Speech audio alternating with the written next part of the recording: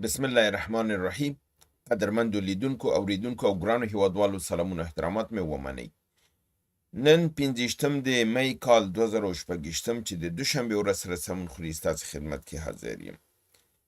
د نن ورځې موضوعات بالکل منحصر دي د ایران او د امریکې د تړون په متعلق، د اوربند په متعلق او همدارنګه د پاکستان تلاشونه او د دوی نتایجو باندې چې ډیر بغرنج حالت کې دي. هیڅ وضاحت پکې نه معلومیږي، خبرونه ډیر زیات راځي، خبرې ډیرې زیاتې دي، خو خبرې ډیرې، خو د سر نښې یو هغه دا دی چې باوجود دې چې اعلانونه کیږي او خوشبینیګانې ښکاره کیږي، خو په نهایت کې بیرته تشویش د جنگ او د برید دا دی چې دلته کار جوړیږي او هلته اسرائیل پکې یو لګته وهي او هر څه ګډوډوي. دا لویترینه مشکل د دغه ټولې پروسې دی چې د دې لاره د حل هیڅوک نه مني، د دې لارې حل مشکل هیڅوک نه لري. یعنی خپله ډونالد ټرمپ هم په یو مخمسه کې گیر دی چې هغه دی د اسرائیلو دام. دلته راځي خبرې کوي، هلته چې ځي هیڅ عملي نشي کولی او بیرته لکه لاس و خپې تړلې چرګ غوندې د څه د لاسه نه راځي. څرنګه چې ما پرون تاسو ته برنامه کې دا خبره کړې وه چې پرونۍ خپرونه که تاسو لیدلي چې عاصم منیر بیرته د ایران نه راغی، د تړون په متعلق کوم خبرې ونه کړلې، نه دا ویلي چې کامیابه دی، نه دا ویلي چې ناکامه دی، خاموشي اختیاره کړله او خپل دغې ته لاړ.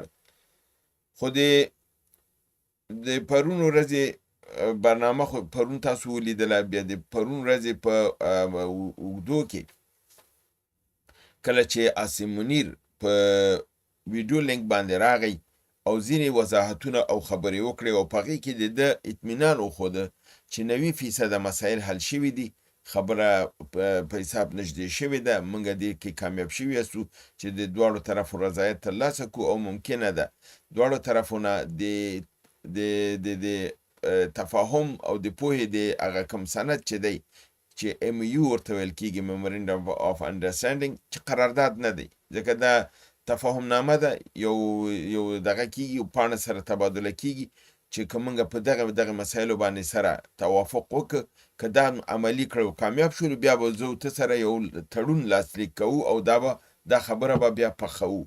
یعنی خبره پخه نه ای، MOU داسې شی دی چې دا پخه خبره نه ای، دا کوم تړون نه دی، کوم قرارداد نه دی، کوم حکم نه دی، صرف تفاهم دی، یعنی یو د بل رضایت ترلاسه کول دي او په یو څه باندې توافق کول دي چې دغه موږ کوو. دا هر دقه ماتېدی شي، د کوم تضمین نه، خو بیا هم دغه تفاهم نامه هم چې ده دا ارزښت لري ځکه دا د تړون اول بنیاد دی. په دې کې دا خبره دغې وکړله عاصم منیر چې 80 ورځو لپاره یو اوربند به کېږي. دغه 80 ورځو کې د په اولو 10 ورځو کې امریکا غواړي دا وګوري چې آیا ایران په خپل کړنو او خبرو کې صادق دی، او ایران هم چنان دا غواړي وګوري چې امریکا خپل په کړنو کې، ځکه اعتماد په منځ کې ختم شوی دی. دا د اعتماد د جوړولو لپاره دا اقدامات دی چې کله دی مطمئنه چې دواړه طرفه صادقانه عمل کوي، نو پس له هغې نه به دی د تړون خواته لاړ شي. په دې کې د هرمز د تنګي خلاصون دی، د ایران ته د پټرولو یا د نفتو د خرڅولو اجازت ورکول دي، د ایران به دا تعهد ورکړي چې دا به اتومي قوت نه جوړي، او همدارنګه د ایران په د اتومي مسایلو باندې به خبرې په اول سټیج کې نه کیږي، یعنی په دې 10 ورځو کې مابعده به کیږي.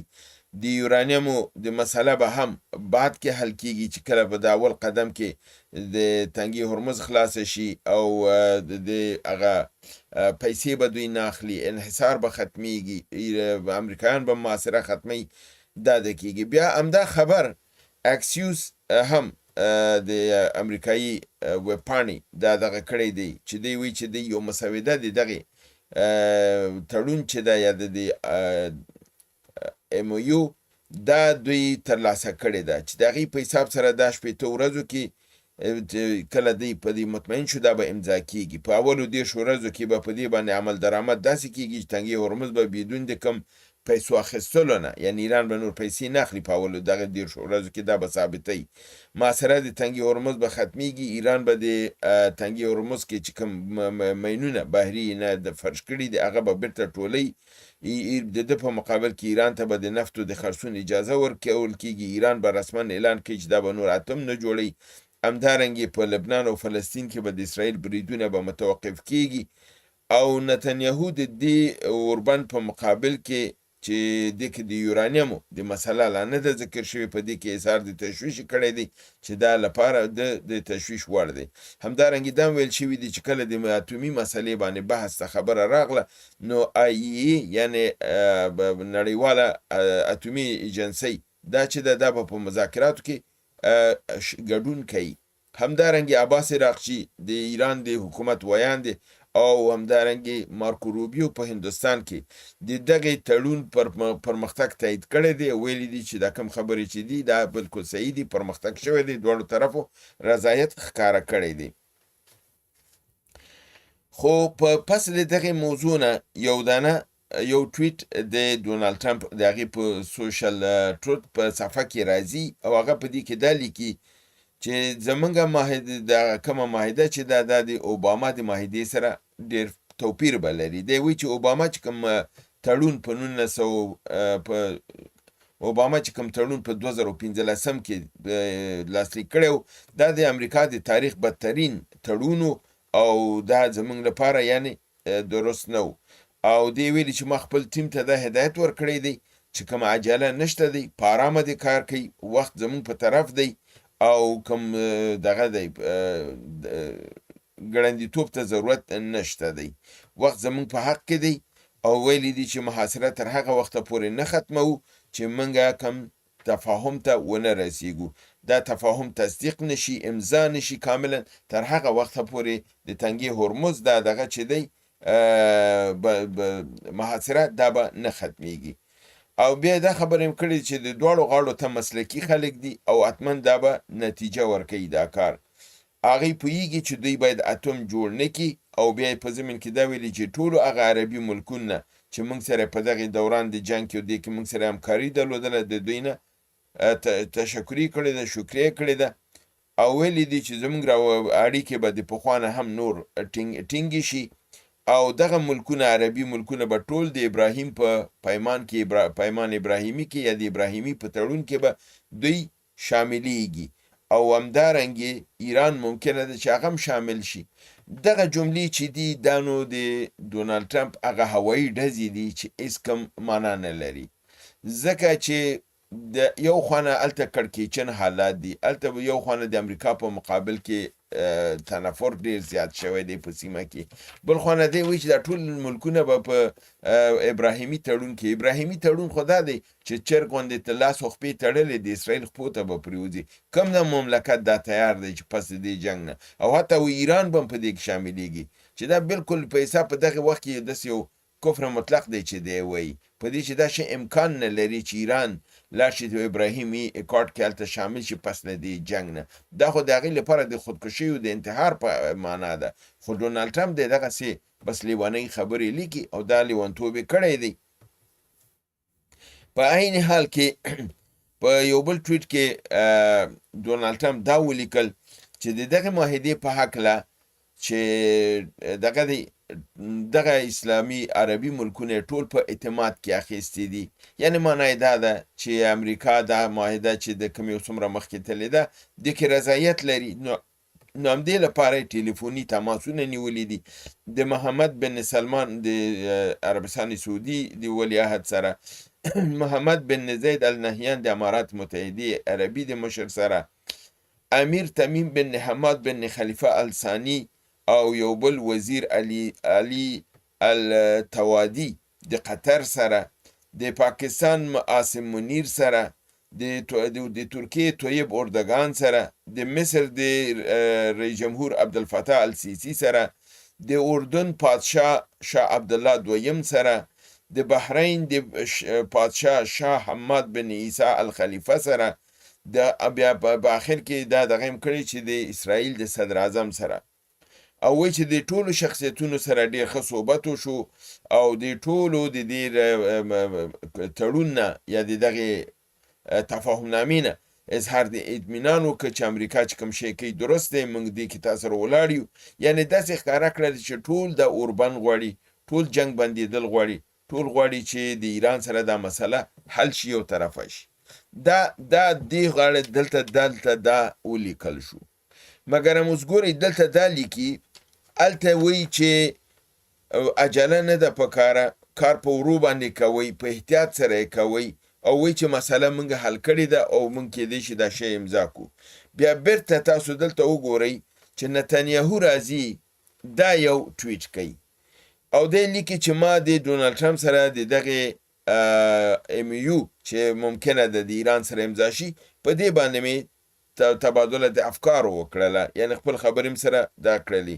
اول یې دا لیکلي دي چې زه د ډونالډ ټرمپ نه چې زمونږ د تر شا پر کلکه باندې ولاړ دی او زموږ د اسرائیل د دفاع متحد دی او دا یې ثابته کړه چې دا د اسرائیلو یعنی ښه ملګری دی او زمونږ دا یې ویلي چې موږ او امریکې شانه په شانه د ایران سره دا جنګ وکړه او دا جنګ موږ دواړو په کامیابۍ سره مخکې ویوړه.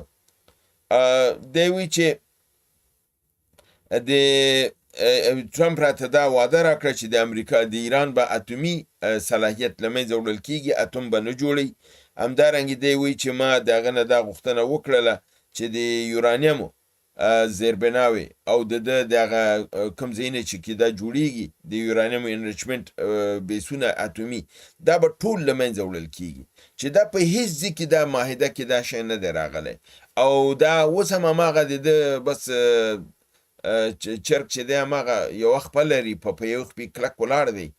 ټوله عربي نړۍ، ټوله اروپایي او دا نړۍ بل شی وي، نتنیاهو ډول بل رقم په غاړه کې اچولی دی او دا وایي چې د ده به یورانیم خو به تېنه اخلي، مراکز به یې ورته د منځه وړي، اتوم ته به یې نه جوړی.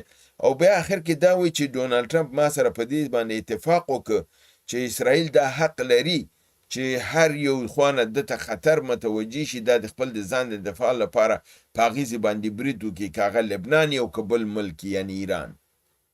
نو تاسو دا وګورئ چې یو خوا هلته د سولې خبرې کېږي او دلته دا سړی دا خبره کوي او دا وایي چې ما ډونالډ ټرمپ ته وویلې چې اتوم به هم تېنه اخلي، یورانیم به هم تېنه اخلي او ټول دستګاګانې به ورته د منځه وړي. په معاهده کې په MOU کې داسې کوم خبره ځای نه لري، هېڅ درک نه لري. نو دلته دا خبره ده چې یا خو ډونالډ ټرمپ لګیا دی ټولې نړۍ سره لوبې کوي، منافقت کوي او رضالت نه کار اخلي، چې دلته دوی ته وایي چې کار خبره جوړه ده او دلته راځي نتنیاهو ته وایي چې ته حق لري چې حمله وکړي، زه ټول دغه یې د منځه وړمه. چې ته څنګه دلته د نتنیاهو ته دا وعده ورکوي چې هلته دا شی تا نه دی کړی؟ د معنا دا ده چې دغه قرارداد دا شی ټول دروغ دی او دومره رهبرانو سره دې خبرې کړي دي. د دغه رهبرانو په ټول دغې سره توف لعنت دی په دې حیثیت سره چې دوی په دغه باوجود چې دوی سره داسې لوبې کېږي، دوی بیا هم خوشحاله دي چې موږ ډونالډ ټرمپ سره خبرې وکړې. دغه ډله چې ټوله متحده شو امریکا ته ووایي چې ته د اسرائیل سره ولاړې او ته موږ سره لوبې کوې، نور دې ته لاره وهه زه به لاره وهم، خود به خوده دا مسله حل کېږي. خو دوی نه کوي دغه مردانګي دوی که نشته دی چې دا کار وکړي، ځکه خو دا ستونزه حل کېږي نه. همدارنګې د دې خبرو نه بر علاوه چې دې دا دغه وکړ، دا تاسو ته خو ما وویل چې د دې دا حالت دی.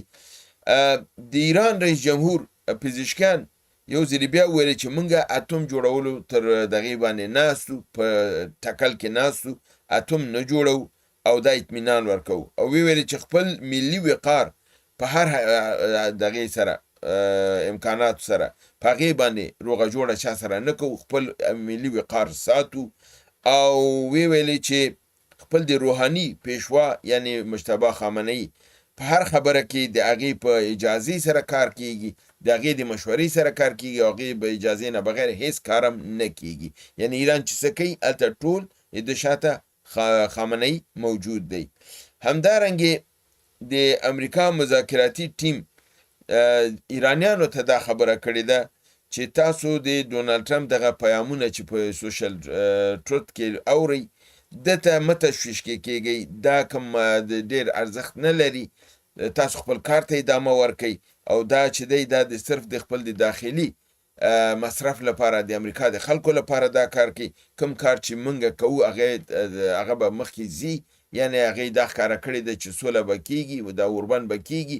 د ډونالډ ټرمپ خبرو پسې مه ګرځېږئ. خو تشویش دلته دی چې ډونالډ ټرمپ هماغه خبره کوي، نتنیاهو هماغه خبره کوي، دلته اوضاع خرابېږي او دی دلته ایران ته دغه ورکوي چې تاسو په دې خبرو ته غوږ مه ږدئ او موږ د اوضاع په کنټرول کې یاستو. او دا بیانونه چې دي دا هوایي ډزې دي. نو لیونی هم ولې ځان ته رئیس جمهور کړی دی چې خبرې هوایي ډزې دي؟ نو ګوره دا یو غټ سوال دی. د نړۍ په ټول په سرنوشت لوبې کوئ او بیا دا خبره کوئ. همدارنګه بل خبر دا دی چې په تیرو 40 ساعتونو کې 33 کشتیګانې د نفتو د پټرولو نه ډکې دا د تنګې هرمز نه اوښتې دي او تللي دي. کومې پروسه چې موږ تاسو ته ویلې وه چې د اروپا سره معاهده شوې ده، پیسې به ورکوي. اوس هم دی ټول د ایران هغه لایحې عمل تطبیق کړې ده، د همغې هدایت مطابق پیسې ورکړي. 33 کشتیګانې پرون 40 ساعتو کې د دې تنګې نه وتې دي او خپل ملکونو خواته روانې شوي دي.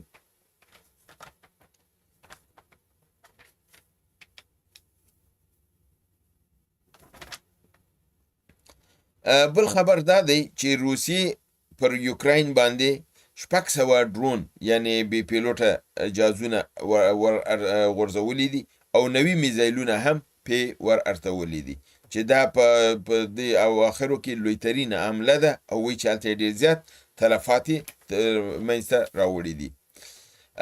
بل خبر دا دی چې سومالیلند په نوم چې د سومالي خاوره ده او ځانته مملکت نه دی، هلته داخلي جنگ روان دی چون دغه خاوره اوس اسرائیل په رسمیت پیژندلې ده او هلته یو حکومت یې ساختګي جوړ کړی دی. په دنیا کې بل هیڅ مملکت یې په رسمیت نه پیژني. د ده اعلان کړی چې دی به بیت المقدس کې خپل سفارتخانه پرانیزي، چې دا اقدام د ده ټول اسلامي نړۍ غندلی دی او د ده په مقابل کې ویلي دي چې دا درست عمل نه دی او اسلامي نړۍ به د ده سره مخالفت ښیي.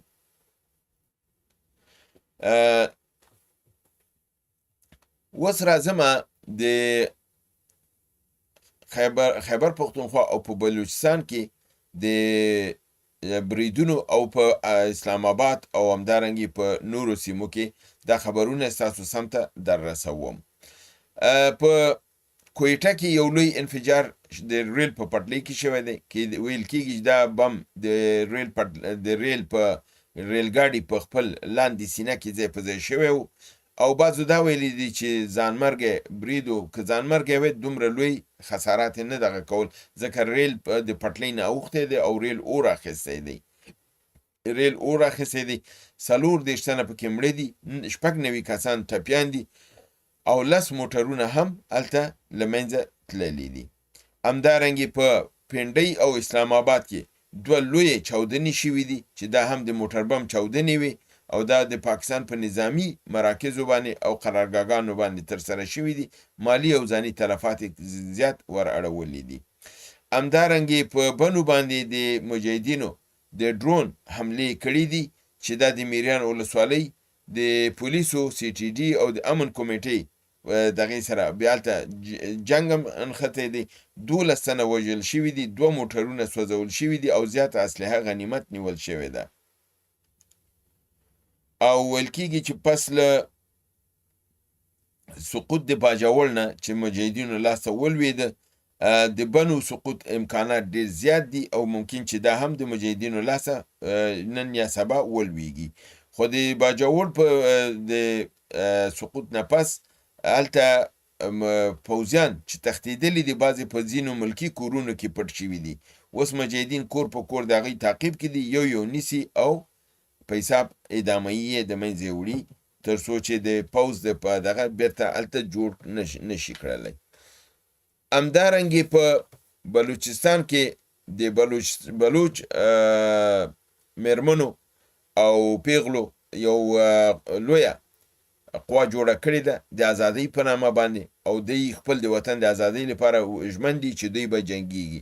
د دې ډلې مشري په نامه د شهناز بلوچ یو زمونږ تاسو خورې کوي او هغه دغه ژمنه کړې ده چې څنګه زموږ ورونه د ازادۍ لپاره جنګیږي، موږ د پاکستان د پوځ لپاره به د پاکستان د پوځ په مقابل کې به جنګیږو، او په پاکستان پوځ ته دا لرکار کړی دی چې که دومره همت لرئ مخامخ راشي، موږ وګورئ چې د دې د بلوچو پیغلې او د دې میرمنې څومره د خپل د خاورې سره مینه لري او د خپل د خاورې د دفاع لپاره خپل د ځان د قربانۍ ته حاضر او آماده دي.